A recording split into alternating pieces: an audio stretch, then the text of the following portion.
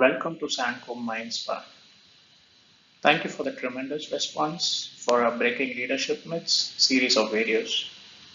We are overwhelmed by your response and hope to keep your patronage by engaging through other interesting topics bordering on leadership and motivation in the coming days and weeks.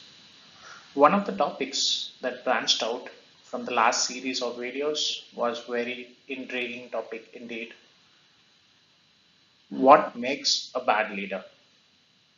Is it that they are born bad or influenced to become bad? We try to answer this question through this video. Based on our experience, all great leaders evolve over time and get their character built over time. As we say in Tamil, ஐந்தில் வளையாதது ஐம்பதில் வளையுமா. Someone's foundation is built right at a young age. And as human beings, our brains are wired to learn by seeing, hearing, and doing. The tendency is subconscious to learn by seeing. Every day, from the start of our lives until the judgment day, we see and get inspired by others around us. Sometimes these are famous personalities from sport, from politics, from the silver screen, from various walks of life. Why? Even our parents, grandparents, friends, etc. So, sometimes we need the right inspiration, and this matters a lot. Speaking about corporate leaders, let us first see the types of leaders one can encounter. When, as a university graduate, one enters the corporate space, most of us tend to play ourselves down by not expressing our views so openly in public.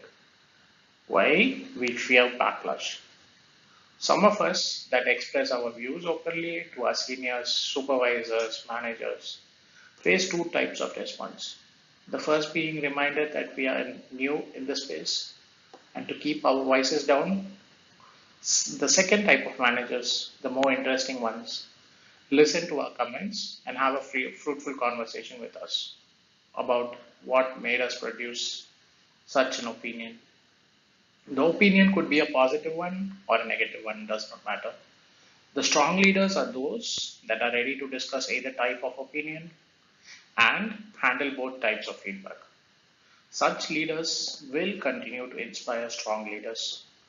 On the other hand, the first type of managers, those who quash feedback from youngsters, and the team will create either more attrition or a person in the future who is afraid to express themselves.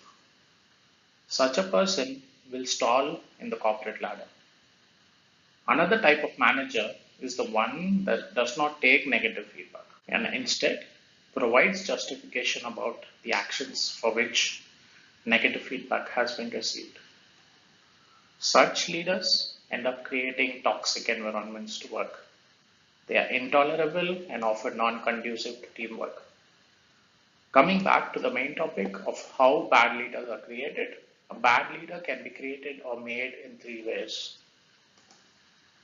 So we look at a basic hierarchy tree of what we looked so far. So the listening types where they only take positive feedback.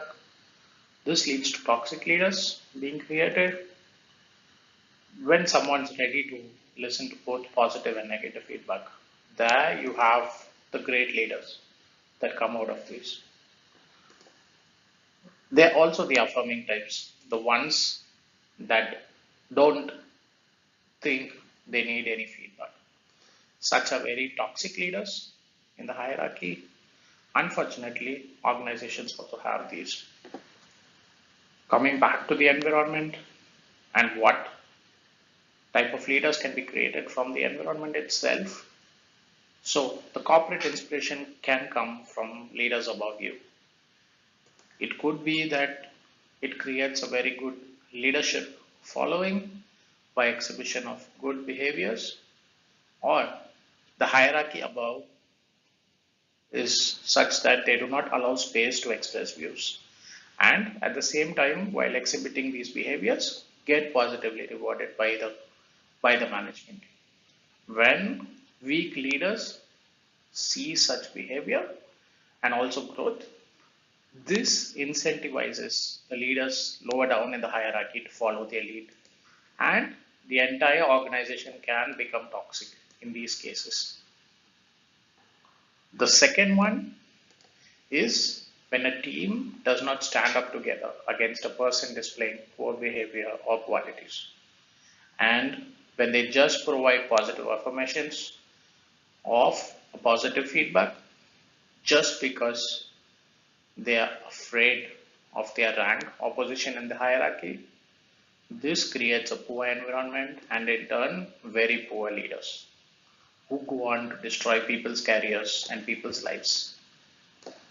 The third and the last category is where there is a lack of examples set forth, or the person does not have a role model who they have followed in their formative years. There is a possibility, however, to correct such a poor leader belonging to this category. However, they are quite rare to find, as often they struggle to climb in a corporate hierarchy due to lack of skills, either in communication or inability to express themselves. I have come across leaders from all these categories and also worked with some. I can personally say the most difficult leaders to work with are those who decline to work with any feedback, be it giving or receiving feedback. Unfortunately, such leaders do exist in the corporate world and keep feeding off others like parasites. I hope we were able to throw some light on the topic. We are eager to hear your comments on the topic in our comment section below. Until next episode, wishing you a positive, healthy time leading change. Let us keep the world moving. Thank you.